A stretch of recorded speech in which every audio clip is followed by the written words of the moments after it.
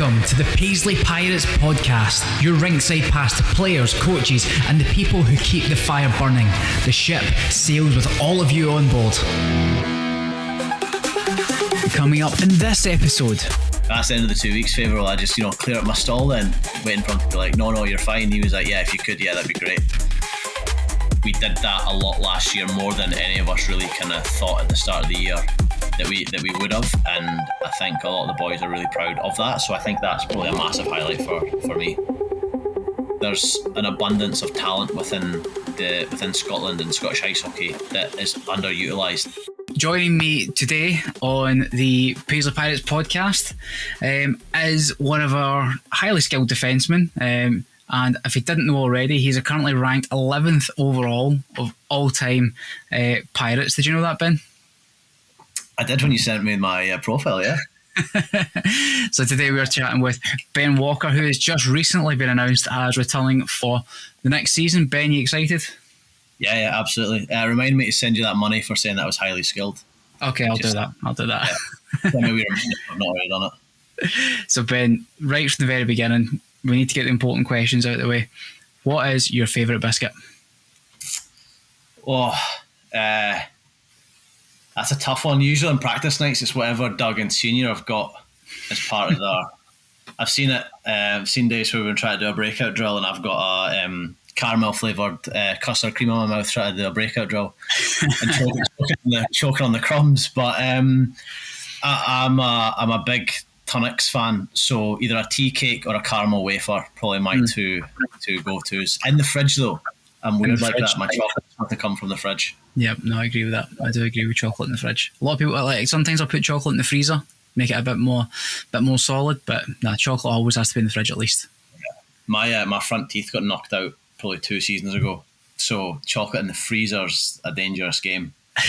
I'm impatient for waiting for it to cool, for it to melt a little bit. So yeah, in the fridge is my go-to for sure.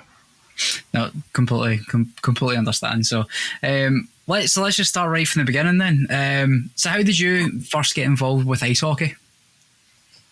So everyone will probably know my brother Adam was the hockey player in our family. It's always Adam the hockey player and his brother Ben when we were growing up, and he was just he was playing GB20s when he was 15 and stuff, and he played his first professional game at 14 and stuff. He was a bit of a Scottish talent and stuff, and I got dragged to every ice rink going around the UK. We were away to Hull for conference, and we were away here, there and everywhere. On a Saturday night it was the Flyers games where Adam was playing, and I've got fond memories of the Lagoon back in the day. Just running around, being a nuisance because I couldn't care less about ice hockey when I was 4 or 5 years old. But I learned to skate. I could skate by the time I was 3, and just fell out of love with it. Just all the focus was kind of on Adam and his hockey career, and I didn't play until I was probably 17. Adam was playing for the clan, and they had a family skate day. So he said, "Do you want to just come and hang out with the boys and come on the ice and mess around?" And I was like, "Yeah." See what it's like, because I just liked hanging out with the boys.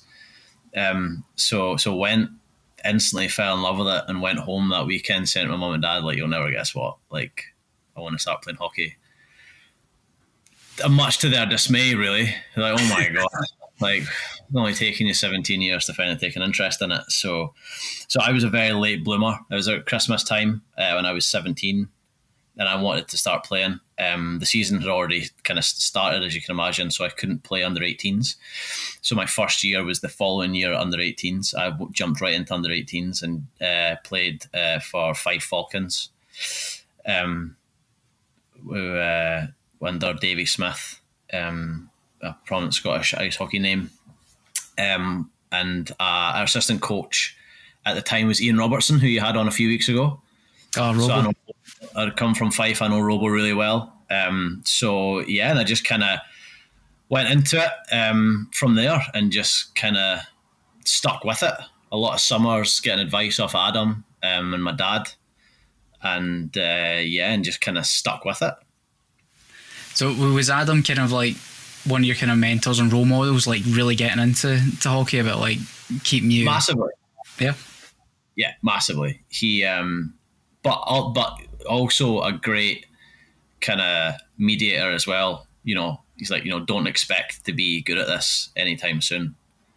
I was a public skater, so I was skating on my heels, and I didn't really bend my knees, and I could bop about on the ice, I could stop and stuff, but that was really about it. So really having to learn to stick handle at the same time and shoot pucks and pass and things like that, and he was really good with focus on the technicalities early on, and after that it's just kind of feel. And then the positional side of things as well. But it was tough as well because Adam was a skilled forward. I'm very much a defensive defenseman, as you can imagine. We're completely opposite players. But he was very, very instrumental. I definitely wouldn't have made it to some of the levels that I've played at if it wasn't for him, for sure. So let's talk about your development. You said you were starting with the under-18s with the Fife Falcons. How did you get from there to the Pirates now? So, so I played under-18s, and then my next year I aged out of under-18s, and there was no under-20s yet, so I had to play SNL. So I played. I sat on the bench for at that time I think it was 22 games. We had it was home and away for every team, so it was 22 or maybe even 18 games. I think there was 10 teams in the league, so and then I trained every night with the Kestrels that I could, and I trained every night with under 16s, so just got really friendly with again another name in Scottish ice hockey, Scott Plews, who was under 16s coach. Him, Davey Smith and Robo were all like really good mates in Fife Ice Rink, prominent characters. So, and I used to work with Davey as well as a tree surgeon when I left school, and just got to know those guys. And Plusy said, if you want to come on with under 16s for extra ice and learn and do this, and I did. So I took every ice opportunity possible. My dad was also playing recce, so I used to play a game. I used to sit on the bench with the Kestrels at under 8 on a Sunday night, and then wait until after the game when my dad's recce team was on, and then go and skate with them just for extra ice, just to kind of practice and learn from some of the older guys and things like that. So just took every ice opportunity possible.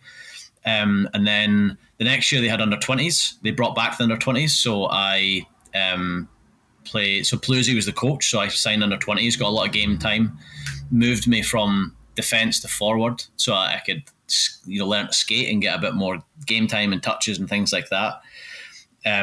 Then went to uni the next year and played for the Comets, and again sat on the bench all year. And then the following year I went and played St Andrews Uni, because I was at uni in Dundee, so I went and played for St Andrews Uni for a year and just got as much game time as I could, took as much ice as possible, learned a bunch, skated all summer. We used to do the summer league up in Dundee, which was great because it was at that time Sam McCluskey was still playing for the Stars, John Dolan was playing for the Stars, Adam was playing for the Clan still. A bunch of pros were there, and you just got so much better over the summer doing that. So I did that, and then went back to try out for the Comets and got into the team that way, and did that, and then I had a year at Edinburgh, and then I was going to sign for the Racers one year, and Adam was then coaching at Paisley, and he said, why don't you come here? And I said, yeah, why not? So I did, and I never really looked back. So I was really fortunate. I've had some really cool opportunities. So when I was at Dundee, one of my best mates played with the Stars, a guy called Craig Moore who still plays there, and he had he texted me one day because I was at uni. I had mornings free pretty much, and he said, a lot of the imports aren't in yet. Do you want to skate with us for a couple of weeks? So I jumped at the chance to go to the Stars training camp, and Mark Lefebvre could not have been nicer, and he made sure I was involved in everything. I was in the group chat. I did orientation with the boys every night out, every dinner I was there.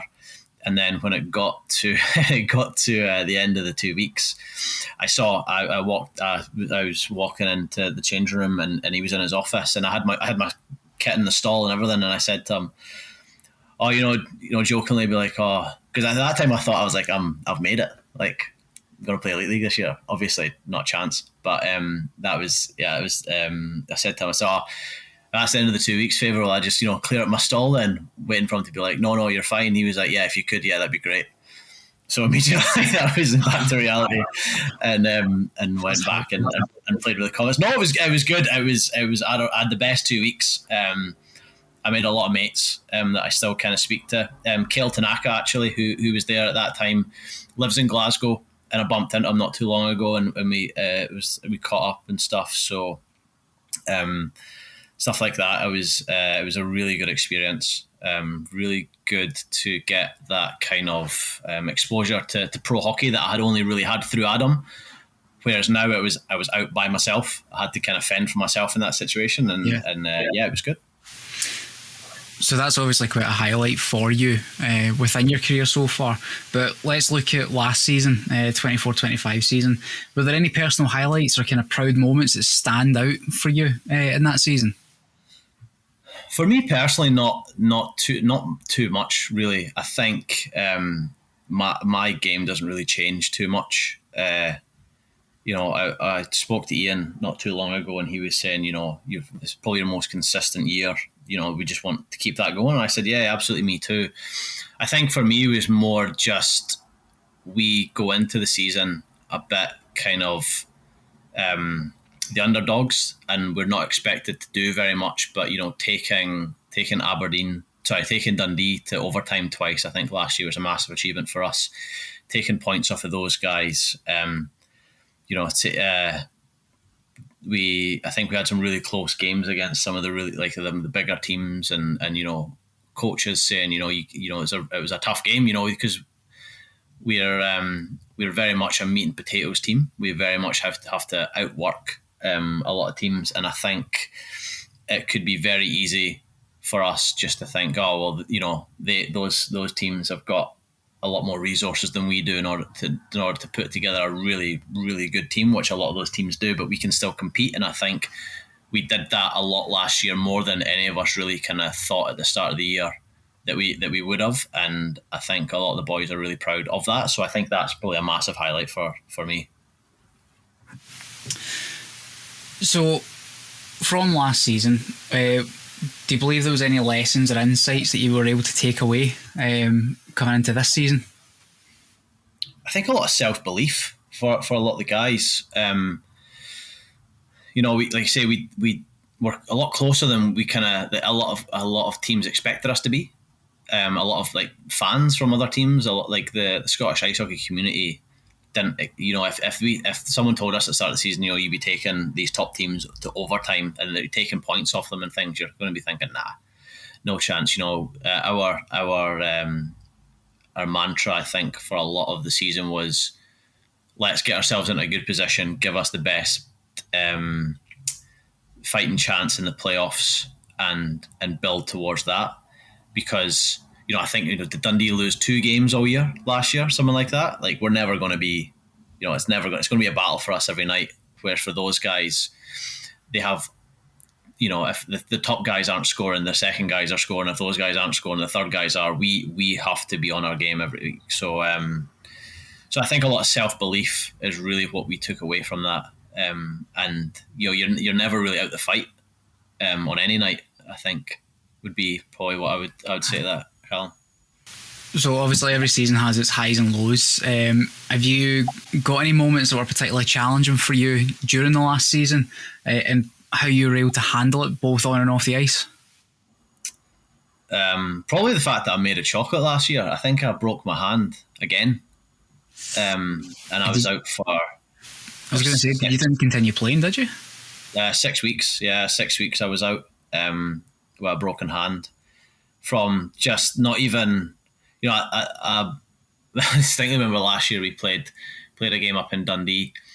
And I think I blocked 13 shots in one period, and I came out a little bit sore. but I was thinking, thank God I didn't break anything. But someone chipped the puck into our zone and I caught it and broke my finger. Just the most non-play, and broke my finger. And that was just kind of frustrating because that's now the second year in a row I've broken the same finger. And it was just really kind of disheartening. It was a time where we had some tough games lined up, and it was a lot of just trying to not get too frustrated at that.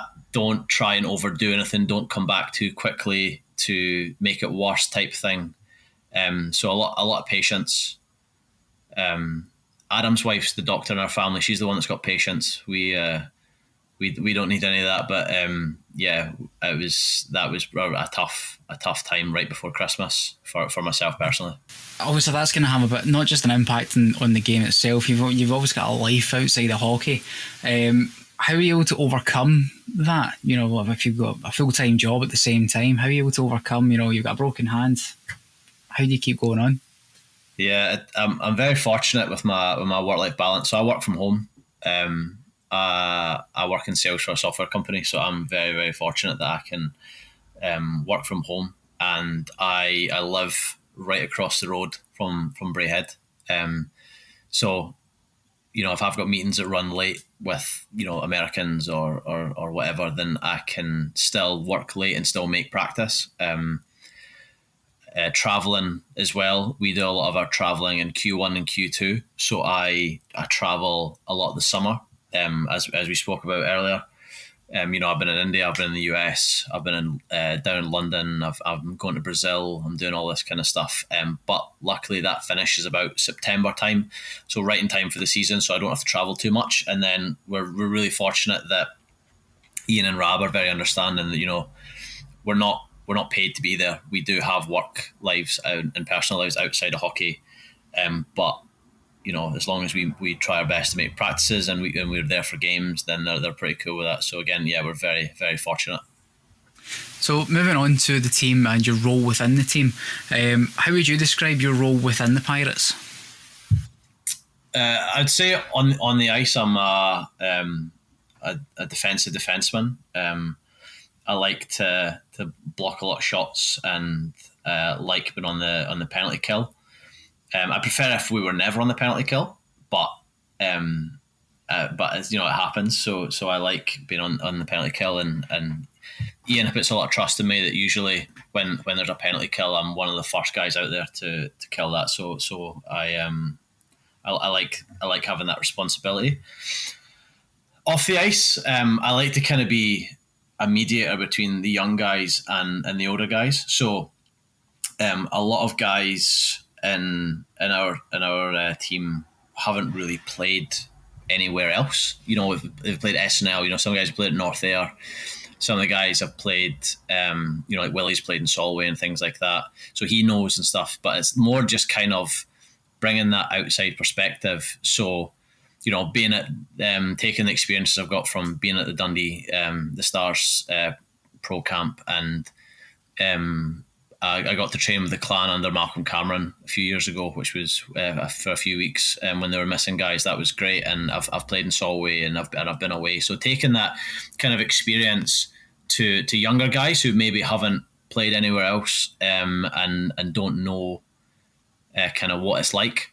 You know, this may be their first or second year SNL, and also the kind of the older guys who, you know, are very, you know, come from the old school, and it's, you know, trying to relate the kind of new way of thinking around, you know, either man management or even things like training and you know, different ways of thinking and drills. And, you know, Ian says, you know, you're not robots all the time, so trying to pick up experiences from elsewhere and bring that into on and off the ice. I think just try and be that kind of middle ground for everything. So I've seen you at training, like before, you know, before the seniors play. You've seemed to have a bit of a hand helping out the under-19s as well. Do you feel as if like you've got a good kind of mentorship, menteeship with the younger guys as well?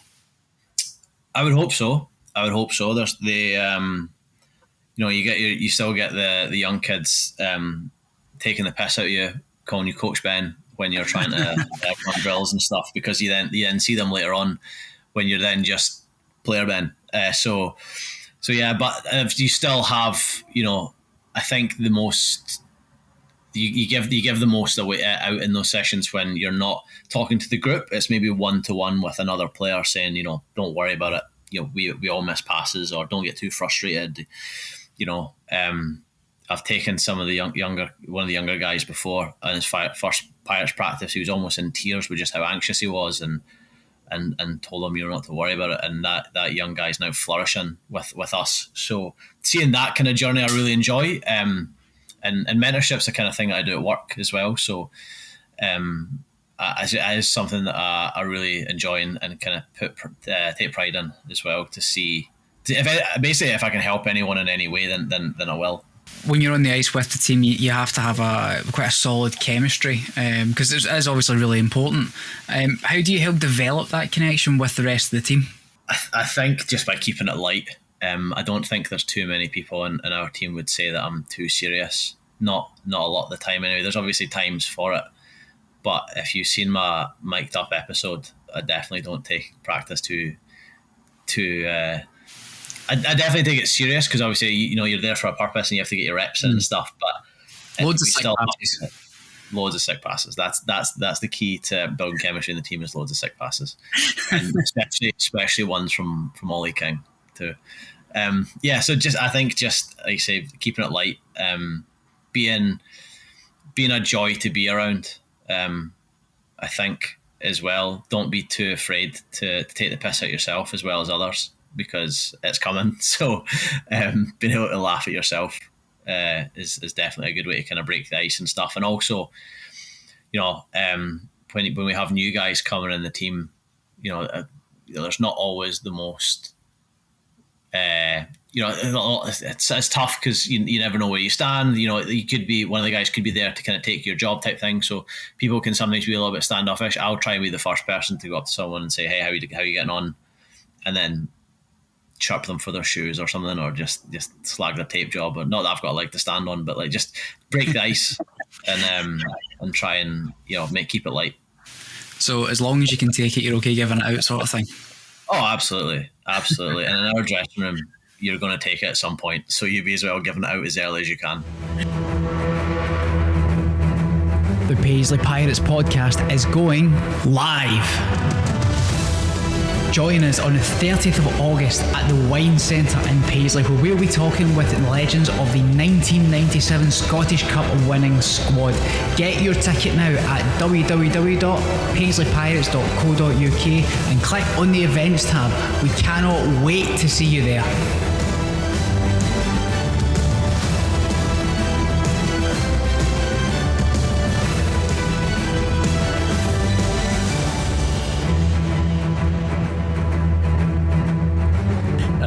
That's fair. So, obviously, the team has a big mix of veterans and young players. You've got guys that have played since they were toddlers, and guys that are they're maybe thinking about winding down soon. I think that's quite fair to say. And the kind of the time of year it is and all that. But how do you help connect with the new or the younger teammates, and how does that team culture support everyone improving together?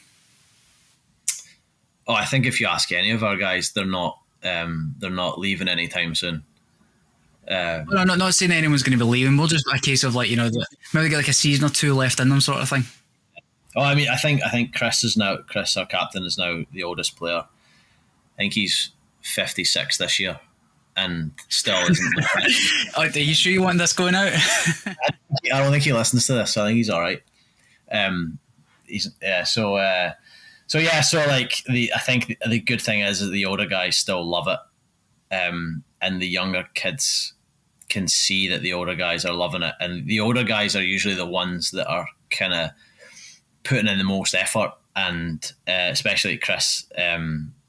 Chris will play with a broken body and dive in front of shots and just skate up the ice and take slap shots, and he's that type of guy. He's just giving it 110%, and it almost drags the younger kids into the fight, and I think they then get that kind of fight in them as well. So our younger line last year of RT, Cammy and Bradley were our like energy line, and they stuck Jay Heard in there as well, and they would see what the kind of older guys were doing and having how much energy you need to bring, and they were then going out and doing it themselves.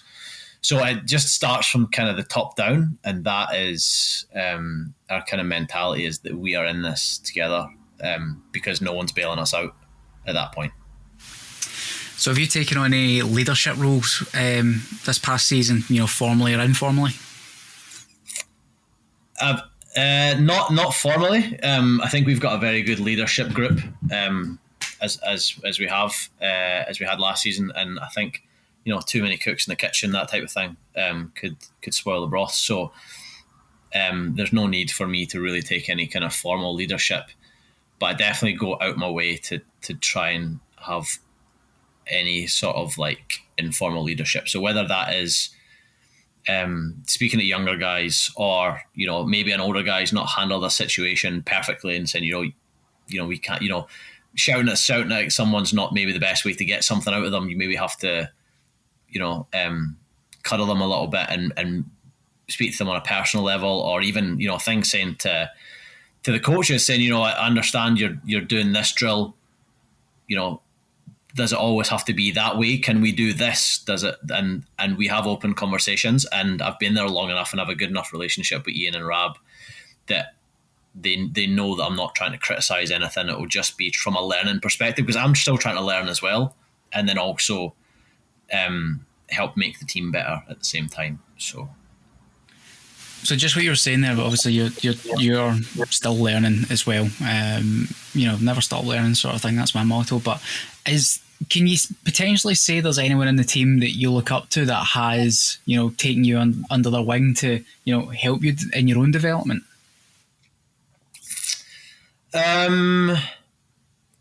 Probably not from a hockey perspective. More from a mentality perspective and a grit perspective. I think you can learn a lot from Chris and Ian, and the way that they approach things is just 100% all of the time. I've never seen them do anything half-arsed. So the way that sometimes you think, oh my God, I'm having an off night, I can kind of coast a little bit, or maybe somebody else will pick up the slack. My D partner's going to have to carry me a little bit tonight, but that's not an option. So you look at them and the way they are, and you're kind of like, no, I have to bring it because everyone else is bringing it, so I have to. And in my earlier years, it was certainly a little bit of growing up in Fife with the teams that I played on. Was there was a lot of individuals. It was a team of individuals because the talent was so massive. It was we had a lot of I think when I played under 18s, out of 15 guys, I think 14 of them had played for Scotland, and I was the only person that hadn't. They were all very, very, very talented guys. Some guys no longer play. Some guys still do. So on that under 18s team, you had like Tyler Plews, you had Rennie Marr, who now play National League level. Both played in the Elite League. So we're very talented, and that's not through any fault of theirs. I know that they're both great teammates and great team guys now, but I'm not saying they weren't back then, but it was very easy for everyone just to be like, well, I'm really talented, I'm just going to go end to end. And that you kind of adopt that mentality when you're younger, and it slowly gets kind of pulled out of you to realise that it's better to work as a team and as a unit, and that I think there's no better place to learn that than at Paisley and under the Turleys.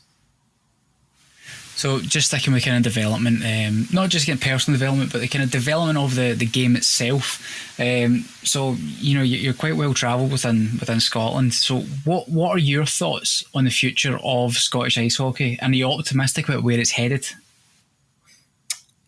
It's a tough one because I think it's definitely gotten a lot better, but we've added more teams into the SNL. We are starting to see, I think your average player now is a hell of a lot better than it was before COVID. And I think that's really good for the game. But what you've now started to see is a lack of Scottish talent in the Elite League, really. Whether that is, I just think back to when my brother played, and on Adam's Kestrel's team, I think there was 6 guys that had played GB20s on the one team. I think there's only maybe 4 Scottish players that were on the GB under-20s team last year. Obviously, you have like Brodie Kay, and you have all the guys for Dundee that play for Dundee. They're all Scottish guys, and I don't think there's any more Scottish Elite League players. I also think that's also to do with the amount of imports that are in the Elite League.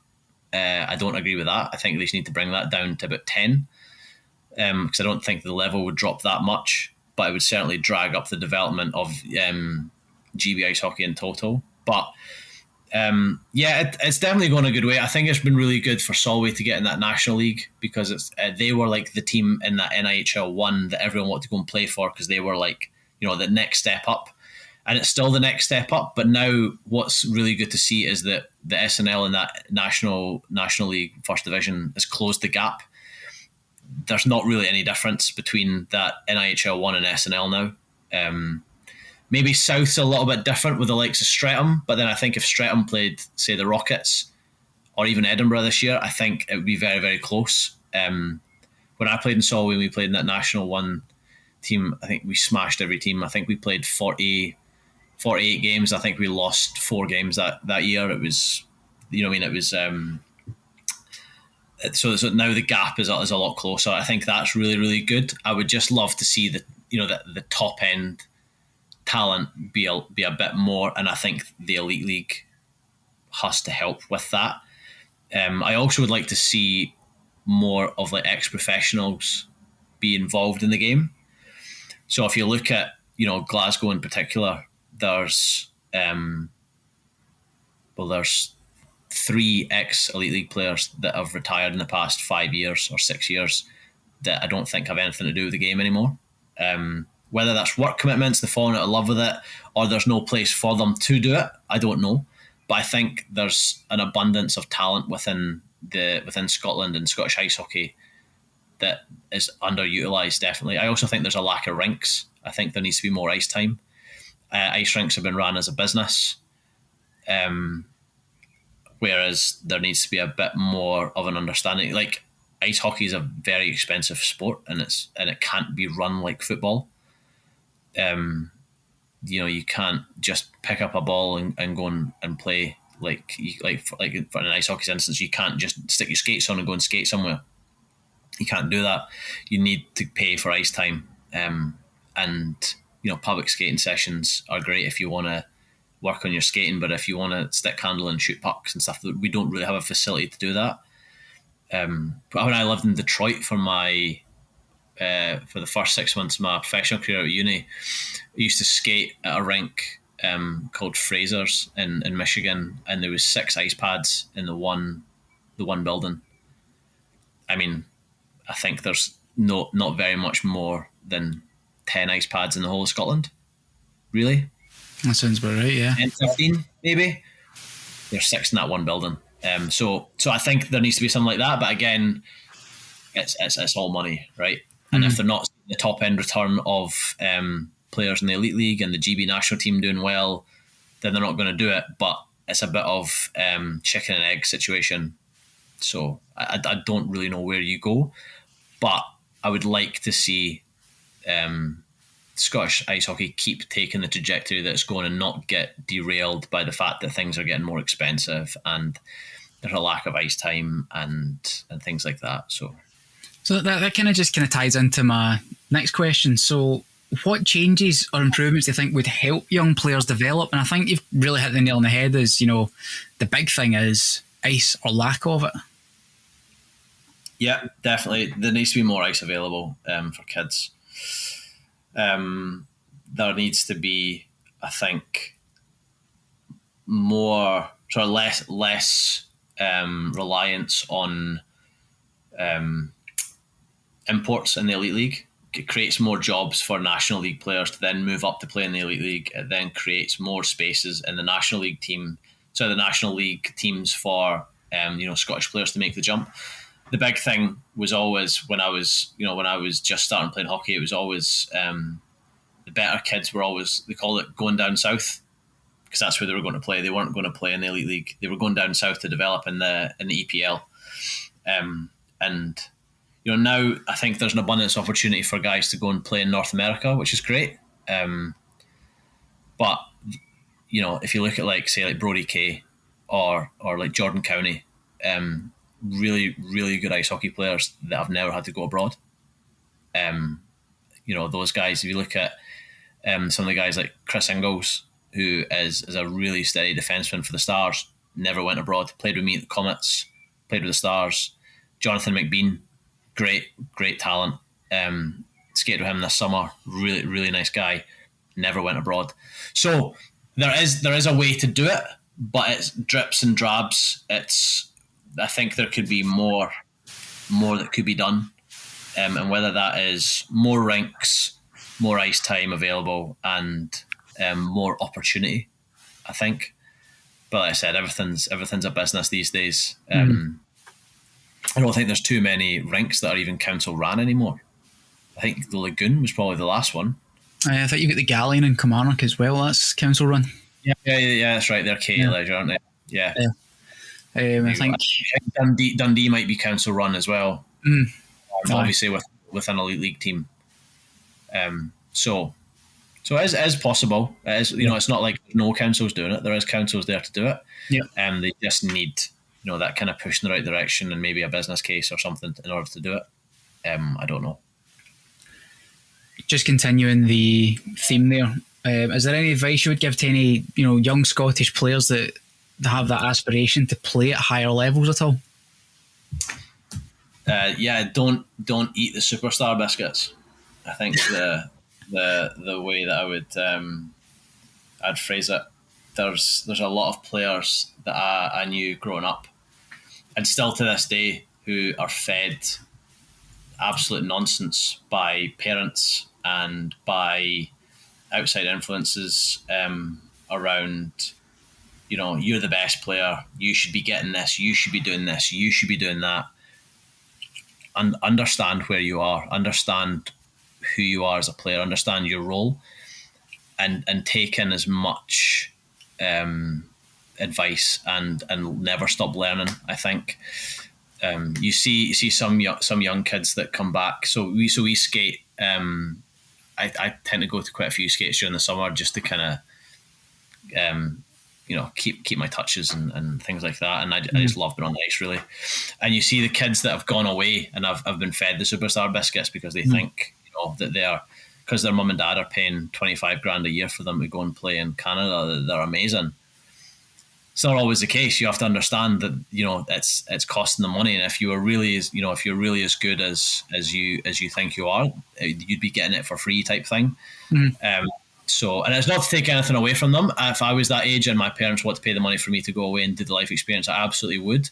And it's very, very hard when you're young to distinguish when people are blowing smoke up your arse for the sake of it, or what the truth is. So I don't blame them in the slightest, but the quicker you come to realise who you are as a player, what type of situation you're in, the more you'll absolutely benefit from that. And also, you're never too old, you're never too big, you're never too strong, you're never too talented to take advice from anyone. So that would be my advice.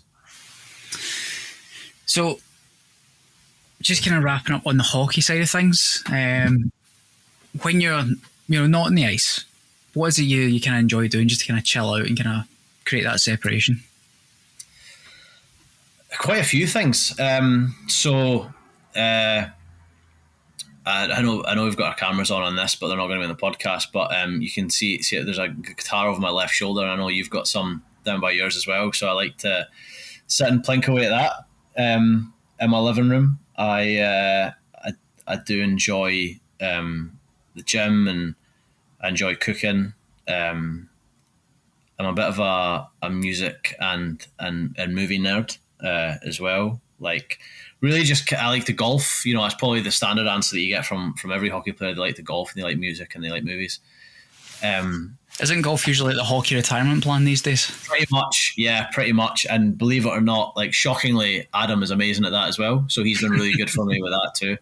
I'm still to find something I'm better at, but we're getting there. So he's really helped me with just figuring out what clubs to get. What differences do this make? Taking videos and saying try and adjust this, try and do that, and just getting me to a point where I can go out and enjoy playing golf. So we had the Pirates Golf Day at the start of the summer, which was amazing. I was in a cart with Ryan Parkin, and then we had Gary Parker and Chris in the other cart, and it was honestly one of the funniest days I've ever had. It was so like doing that. That's amazing. I wish that we did that more this summer. We're back in Braehead pretty soon, so I'm going to have to say to the guys we need to try and get a golf day again soon, because that was great. And really just take time away, because I think when you take time away from the rink, it makes you appreciate it more when it comes round again. I used to skate, back in the day, I used to skate probably 5 days a week during the summer, and it got to the point when you start the season and you were kind of still a bit sore and you were a bit like, I'm not really that fussed about going to the rink. Whereas now, like I'm now excited about going to 3-on-3 in Coatbridge on a Saturday night, which you would never ever have thought. But absence is good. So I just try and dabble in a lot of things. Work keeps me fairly busy, but I'm very fortunate that I really enjoy my job as well. So and like I say, I'm traveling a lot at the moment as well, so that keeps me fairly busy as well. Just kind of want to touch on the Pirates Golf Days you guys have. Do you feel that's like quite a good kind of a point where you can have a good bonding session with the rest of the team? Oh, us bonding as a team's never been a problem. We're very, very close as a team, which is very fortunate. I've played in teams before where dressing rooms can get a little bit cliquey, which is understandable. I've moved from Fife to going and playing in Dundee. I've moved from Fife to going and playing in Solway, and naturally little groups of guys will just kind of appear. You find at the higher levels the less cliquey it is, but our dressing room is the best bunch of guys, and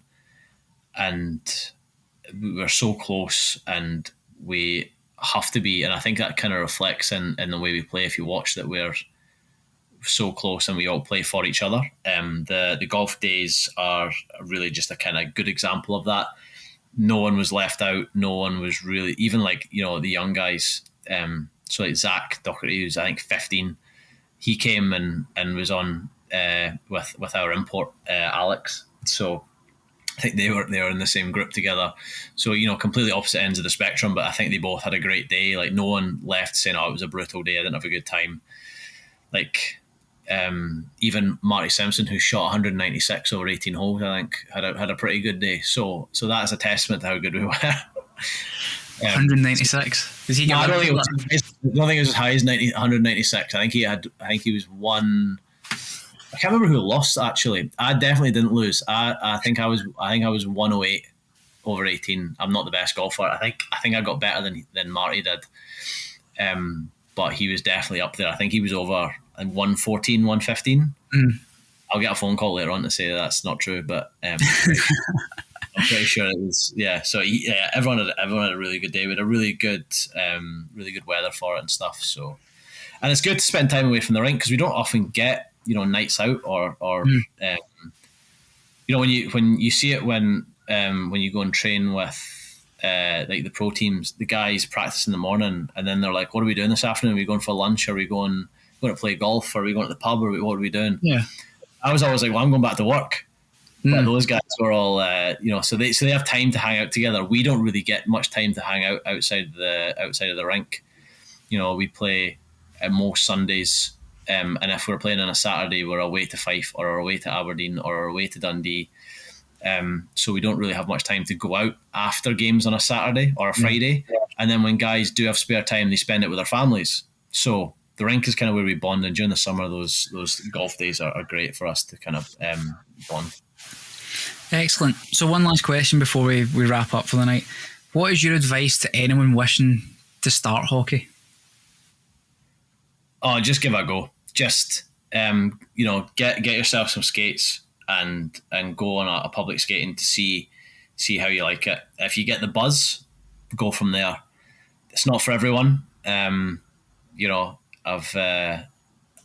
there's a famous story in our family where my Adam was put on the ice at 3 years old and just screamed the place down, and he just didn't have the buzz yet. So it was, all right, cool, we'll try again next year. So then tried it 4 and he loved it.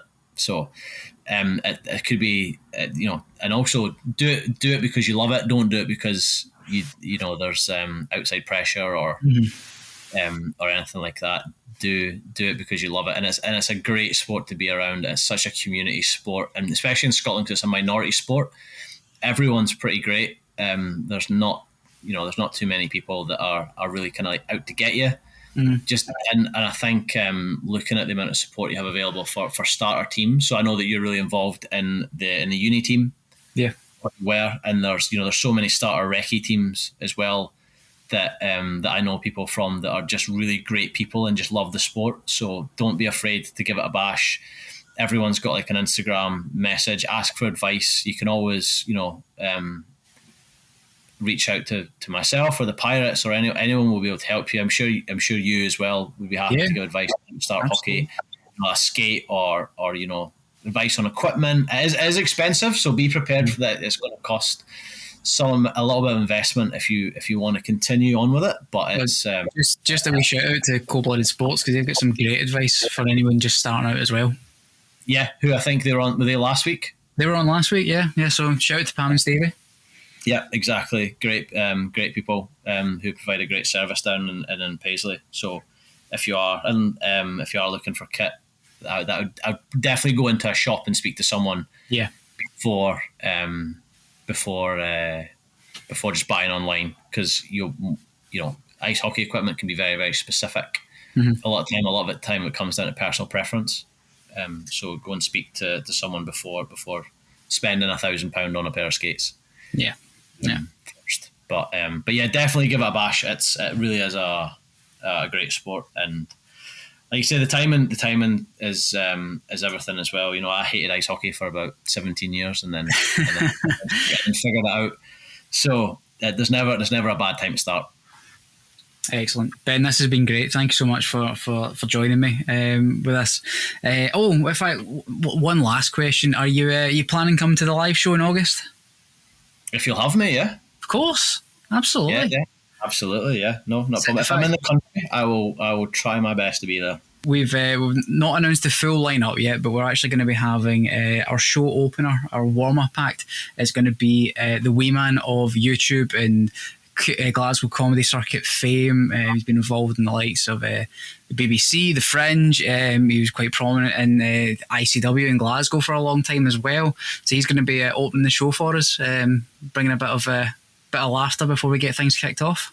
Oh, amazing! Yeah, he's great. I actually met him down the bars once. I just bumped into him. Amazing. Which isn't a short person joke. I did actually just bump into him. I was just like, oh my god, I know who you are. Yeah.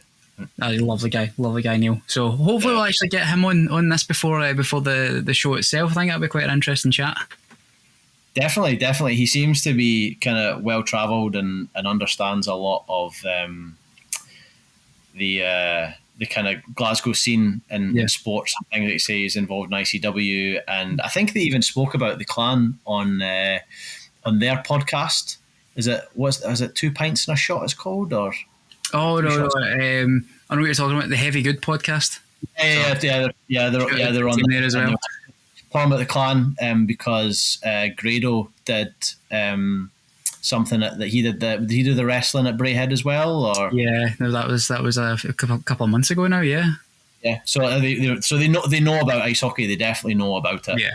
So he'll definitely be an interesting chat. So now you said that he's going to do it, I'm definitely coming along. Excellent. Good. I'd love to hear it. Right, Ben, we will wrap things up there, but thank you so much for doing this with me. It's been a pleasure. Nice to see you again. We'll see you soon. And you as always.